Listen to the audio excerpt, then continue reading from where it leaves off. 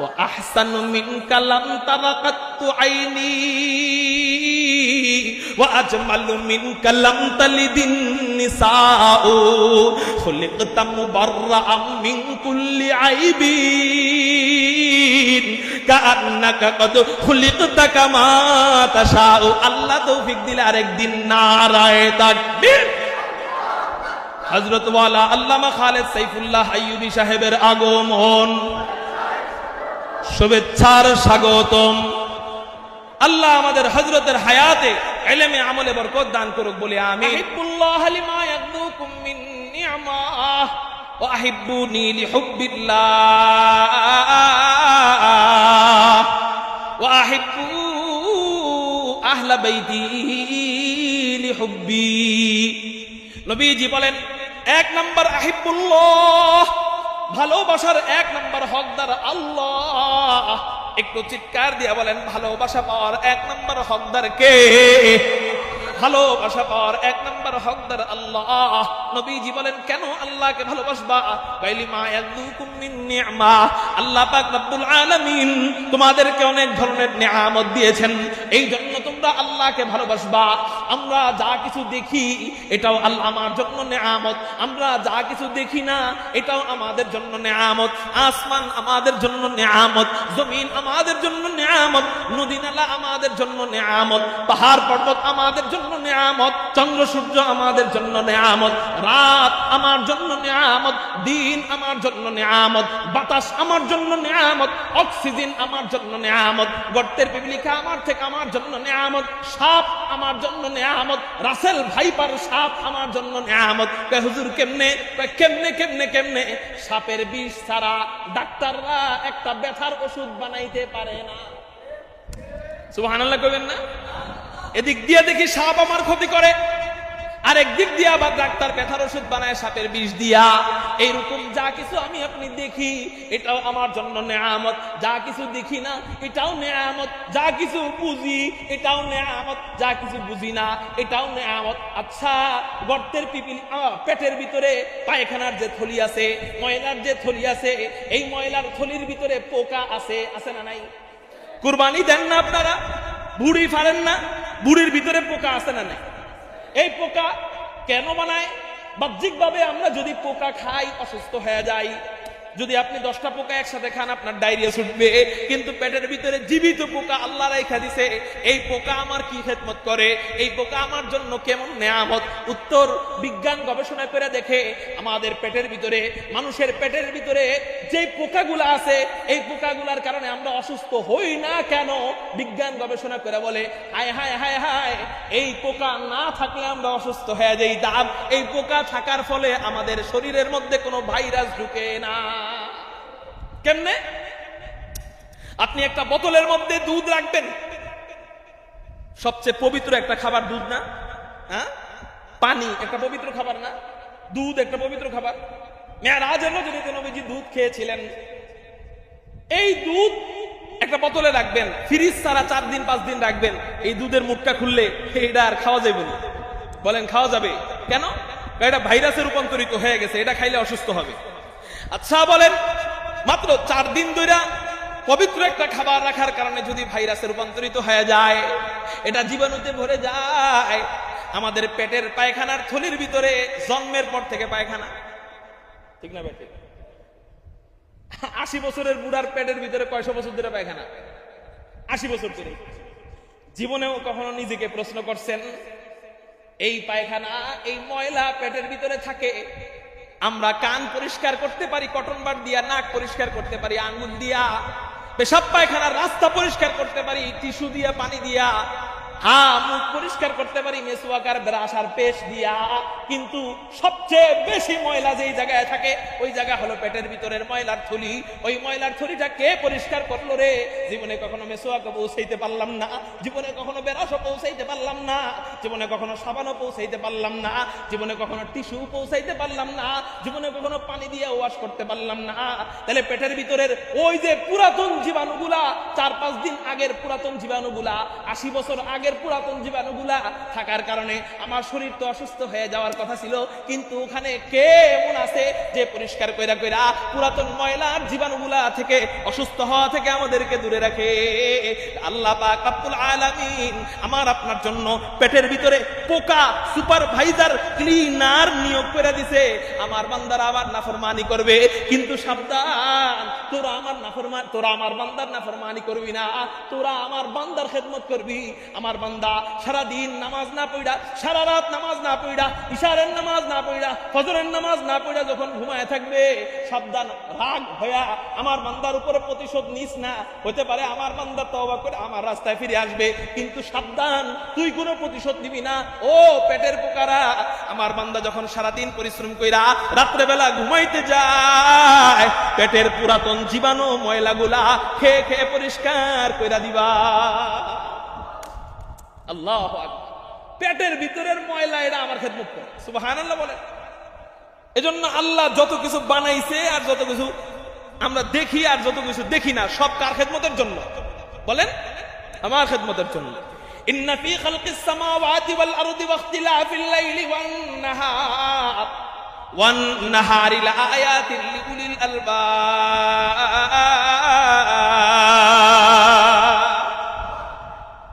আলোচনা অন্যদিকে চলে যাচ্ছে, আমি ওই দিকে যাব না, আল্লাহ যদি কখনো তৌফিক দেয়।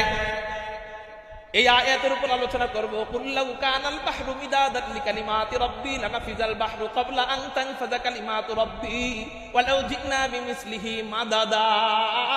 আলহামদুলিল্লাহ, ইনশাআল্লাহ সুম্মা ইনশাআল্লাহ।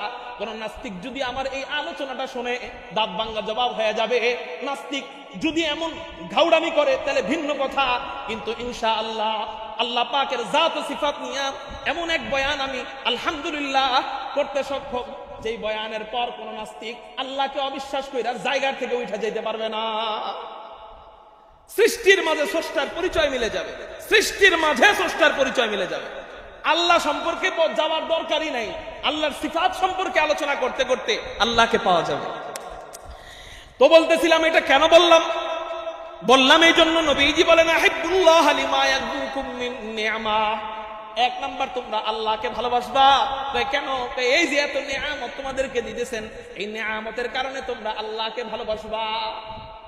আচ্ছা, নাকটা যদি এই জায়গায় না দিয়া পেশাব পায়খানা রাস্তার উপরের দিকে দিতেন, নাকটা টিকতে পারতাম আমরা? লুঙ্গির নিচে দিলে তো লুঙ্গি উঁচা করে খানা সুইঙ্গা এরপর খাইতে। পিঠের দিকে দিলে আগে পিঠ দিয়া, নাক দিয়া, পিছনে দিয়া সুইঙ্গা এরপর খাইতে দিত, ঠিক না বে ঠিক? হাতগুলা যদি আল্লাহ ভাঙার তৌফিক না দিতেন, শুধু এমনি দিতেন, খানা খাওয়া সম্ভব হইতো? কাজ করা সম্ভব হইতো? আল্লাহ সবকিছু আমার নিয়ামতের জন্য বানাইছেন।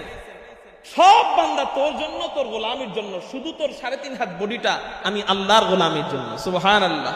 কেউ না হো রোজে আজল সে হো চুকি তকসীম কার, क्यों न हो रोजे अजल से हो चुकी तक़सीम कार। मैं हो मालिक के लिए और मैं हो मालिक के लिए और कुल जहां मेरे लिए। मैं हो मालिक के लिए और कुल जहां मेरे लिए। अल्लाह তুমি আমাদেরকে তোমার গোলাম খাঁটি বান্দা হওয়ার তৌফিক দান করো। সবাই বলি আমিন। তাহলে নবীজি বলতেছেন, 1 নাম্বার ভালোবাসবা আল্লাহকে। 2 নাম্বার নবীজি বলতেছেন ওয়াহিব্বুনি লিহুব্বিল্লাহ। 2 নাম্বার তোমরা মহব্বত করবা আমি নবীকে। কেন? ওই যে 1 নাম্বার আল্লাহরে ভালোবাসছো, এই জন্য 2 নাম্বার আমি নবীরে মহব্বত করবা। তাহলে বয়ান চলতেছিল নবীজিকে কেন ভালোবাসবো। উত্তর হাদিস থেকে পাইলাম, নবীজিকে আল্লাহর জন্য ভালোবাসবো। কার জন্য বলেন? তাহলে বোঝা গেল নবী আল্লাহকে ভালোবাসতে গেলে নবীকে লাগবেই। আল্লাহ ছাড়া নবীজিকে পাওয়া যাবে না, নবীজিকে ছাড়াও আল্লাহকে পাওয়া যাবে। এবার আসেন বিজ্ঞানের জবাব দিব। বিজ্ঞানের আলোকে বলবো নবীজিকে কেন ভালোবাসা দরকার, নবীজিকে কেন ভালোবাসা জরুরি। যেই সমস্ত বৈজ্ঞানিকরা মানুষের মন নিয়ে গবেষণা করেন, মানুষের দিল নিয়ে গবেষণা করেন, এই সমস্ত বৈজ্ঞানিকরা বলেন একজন মানুষ আর একজন মানুষকে 4 কারণে মহব্বত করে। চিৎকার দিয়া বলেন, কয় কারণে মহব্বত করে? ভালোবাসার কারণ কয়টা? এতদিন শুনছেন নামাজ ভাঙার কারণ কয়টা, এতদিন শুনছেন রোজা ভাঙার কারণ কয়টা, এতদিন শুনছেন ওযু ভাঙার কারণ কয়টা, এখন শিখবেন ভালোবাসার কারণ কয়টা। আরো জোরে, জোর হলো না, জোরে বলেন কয়টা। মনে থাকবে নি? 1 নাম্বার, আমি শুনবো দেখবো কার হয়েছে। 1 নাম্বার ভালোবাসার 1 নাম্বার কারণ, 1 নাম্বার কারণ জামাল, সৌন্দর্য। একজন মানুষ আর একজন মানুষের প্রেমে পড়ে সৌন্দর্য দেখা, প্রেমিক প্রেমিকার জন্য সৌন্দর্য দেখা প্রেমে পড়ে, এমন প্রেমে পড়ে যে জীবন পর্যন্ত দিয়ে দেয়। আছে না নাই? বাংলাদেশে এমন ঘটনা অভাব আছে? প্রেমিকার জন্য প্রেমিক জীবন দিয়ে দিছে, আছে না নাই? কয়টা কারণে ভালোবাসছে? একটা। এখানে ভালোবাসার কয়টা কারণ পেল? একটা। কি সেটা? জামাল, সৌন্দর্য। 2 নাম্বার কারণ হলো কামাল, যোগ্যতা, পূর্ণতা। জোরে বলেন কি? মানে এই ব্যক্তিটার ভিতরে যোগ্যতায় ভরপুর, এই কারণে তারা ভালোবাসে। 2 নাম্বার কারণ গেল আল্লামা আহমদ শফি রহমতুল্লাহি আলাইহি, আমরা ভালোবাসি কি দেখা? সৌন্দর্য দেখা না যোগ্যতা দেখা? কায়েদে মিল্লাত আল্লামা জুনায়েদ বাবুনগরী রহমতুল্লাহি আলাইহি, আমরা ভালোবাসি কি দেখা? যোগ্যতা দেখা না সৌন্দর্য দেখা? তাহলে বোঝা গেল একটার দরকার নাই, প্রথমটার দরকার নাই, দ্বিতীয়টা থাকলে মানুষ ভালোবাসে। এমন ভালোবাসে যে কায়েদে মিল্লাত জুনায়েদ বাবুনগরীর জন্য মানুষ জীবন পর্যন্ত দিতে রাজি হয়ে গেছে। আল্লামা আহমদ শফি রহমতুল্লাহি আলাইহির জন্য মানুষ গুলি খাইতে রাজি হয়ে গেছে। ঠিক না বেঠি? একটা দেখে ভালোবাসছে। 3 নাম্বার কারণ হলো ইহসান, দয়া। দয়া, এই মানুষটা অনেক দয়ালু, মানুষটা মানুষকে অনেক ভালোবাসে। কেউ মারা গেলে তার বাড়িতে তারে দেখতে যায়, হ্যাঁ? তারপরে কেউ অসুস্থ হয়ে গেলে খোঁজ খবর নিতে যায়। এই লোকটা মারা গেলে মানুষ কান্দে। এই যে কয়দিন আগে একজন লোক, কোন এলাকায় যেন বাড়ি ছিল, গরিব মানুষ, কারো মরার সংবাদ পাইলেই ঘোড়া নিয়ে চলে যেত মাটি খুঁড়তে, কবর খুঁড়তে। মনু মিয়া, হ্যাঁ, কিশোরগঞ্জের মনু মিয়া, মনু মিয়া নাম ঠিক আছে তো? আচ্ছা, এই কিশোরগঞ্জের মনু মিয়া কেউ মারা গেলে খবর পাইতে দেরি, এক ঘোড়া নিয়ে চলে যেত তার খবর খুঁজতে। এই লোকটা মারা গেছে পরে, তার সৌন্দর্যও নাই, তার যোগ্যতাও নাই, কিন্তু মানুষের প্রতি তার দয়া থাকার কারণে এই লোক মারা যাওয়ার কারণে মানুষ হাওয়া করে কাঁদছে। ঠিক না বে ঠিক? তাহলে এর ভিতরে কয় নাম্বার যোগ্যতা ছিল? 3 নাম্বার। সেটা কি? ইহসান, দয়া। 4 নাম্বার যোগ্যতা হলো করাবাত, আত্মীয়তা। কি? বউরে আগে জীবনে ভালোবাসতেন, তো এখন বউর লেগে তো জীবন দিতে পারবেন। ঠিক না বে ঠিক? কেন? শালারে আগে জীবনে চিনতেন, এখন শালারে যদি শুনছেন কেউ মারছে, সাথে সাথে ওই জায়গায় যে আপনি হাজির, সাহস কত বড়, আমার শালারে তুই মারস। এটা কয় নাম্বার যোগ্যতা আছে? 4 নাম্বার গুণ আছে, সেটা হলো আত্মীয়তার গুণ। তাহলে একজন মানুষ আর একজন মানুষকে ভালোবাসে 4 গুণের কারণে। একজনের ভিতরে যদি একটা গুণ থাকে, 4টা থাকার দরকার নাই, যে কোনো একটা আছে, তাকে মানুষ জীবন দিয়ে মহাব্বত করে। মা সন্তানকে জীবন দিয়ে মহাব্বত করে। 4 নাম্বারের কারণে সন্তান সুন্দর হওয়ার দরকার নাই, সন্তান দয়ালু হওয়ার দরকার নাই, সন্তান যোগ্যতাবান হওয়ার দরকার নাই, সন্তান সন্তান রক্তের সম্পর্ক, আত্মীয়। এই জন্য মা সন্তানের জন্য জীবন দিয়া দেয়, আছে না নাই? বাপ সন্তানের জন্য জীবন দিয়া দেয়, আছে না নাই? তাহলে যে কোনো একটা গুণ থাকার কারণে একজন মানুষ আরেকজন মানুষকে মহাব্বত করে, একজন মানুষ আরেকজন মানুষকে ভালোবাসে। হযরত যার ভিতরে আল্লাহ 4টা গুণ দিয়ে দিয়েছেন, শুধু 4 গুণ দিয়ে ক্ষান্ত হয় নাই, সবার চেয়ে বেশি আল্লাহর যত সৃষ্টি আছে সমস্ত সৃষ্টির মাঝে সবার চেয়ে বেশি এই 4টা গুণ আল্লাহ যে ব্যক্তির ভিতরে দিয়ে দিয়েছেন, ওই ব্যক্তিটারে তাইলে জীবন দিয়ে মহাব্বত করার দরকার আছে না নাই? ওই ব্যক্তিটাকে যার ভিতরে আল্লাহ পাক রব্বুল আলামিন 4টা গুণ দিয়ে দিয়েছিলেন, বলে সেই ব্যক্তিটা হলো হাদিয়াতুল ফখরে রাসূল, ইমামুল আম্বিয়া, সাইয়্যিদুল আম্বিয়া, সাইয়্যিদুল খালায়েক, আহমদ মুজতাবা, মুহাম্মদুর রাসূলুল্লাহ সাল্লাল্লাহু আলাইহি ওয়াসাল্লাম। বলেন না সাল্লাল্লাহু আলাইহি ওয়াসাল্লাম। আমাদের নবীজির ভিতরে আল্লাহ 4টা গুণ পূর্ণাঙ্গ দান করে দিয়েছিলেন। একটু চিৎকার দিয়া বলেন সুবহানাল্লাহ। যেমন 1 নাম্বার গুণ হলো জামাল, আমার নবী সুন্দর, কেমন সুন্দর? হযরতে আম্মা জান আয়েশা রাদিয়াল্লাহু তাআলা আনহাকে প্রশ্ন করে, ওগো আম্মা আয়েশা, হযরতে ইউসুফ বেশি সুন্দর না আপনার স্বামী মুহাম্মদ বেশি সুন্দর? হযরতে আম্মা জান আয়েশা নারীদেরকে জবাব দেয়, ওগো রমণীরা, হযরতে ইউসুফকে তো আমি দেখি নাই, এই জন্য আমি জানি না হযরতে ইউসুফ বেশি সুন্দর না আমার নবী মুহাম্মদুর রাসূলুল্লাহ, আমার স্বামী মুহাম্মদুর রাসূলুল্লাহ বেশি সুন্দর। কিন্তু একটা কথা মিলে আলাও, একটা যুক্তি মিলে দেখো, হযরতে ইউসুফকে দেখা মিশরের রমণীরা হাত কাটছিল হাত, কিন্তু আমার স্বামী মুহাম্মদকে যারা একবার দেখার মতো দেখে, হযরতে হামজার মতো তাজা কলিজা পর্যন্ত কাইটা দেয়। আমি হযরত আম্মা জান আয়েশার কথার সাথে আরেকটু মিলে বলবো, ওগো আম্মা জান আয়েশা, হ্যাঁ হ্যাঁ আপনার কথা ঠিক, যারা একবার দেখার মতো দেখে তারা কলিজা পর্যন্ত দিয়া দেয়। কিন্তু এই মুহূর্তে আপনি যদি 6 মে রাত্রেবেলা আপনি দেখতেন হেফাজত ইসলামের ওই মঞ্চে নবী প্রেমিকরা নবীর জন্য কেমনে রক্ত দিছে, তাহলে অবশ্যই বলে ফেলতেন এই নবীকে দেখা লাগে না, শুধু এই নবীকে শোনার ব্যাপারে, এই নবীকে যারা বিশ্বাস করে তাদেরকে যদি নবীর ইজ্জতকে হেফাজত করবার জন্য ডাক দেয়, হাসতে হাসতে তাজা কলিজা দিয়া দেয়। এই যুবক, নবীর খতমে নবুয়তকে হেফাজত করবার জন্য, নবীর ইজ্জতকে হেফাজত করবার জন্য নেত্রকোনার উলামায়ে কেরাম যদি তোমাদেরকে ডাক দেয়, হযরতে হামজার মতো শহীদ হতে রাজি আছো কারা কারা? আল্লাহু আকবার বলে দুই হাত।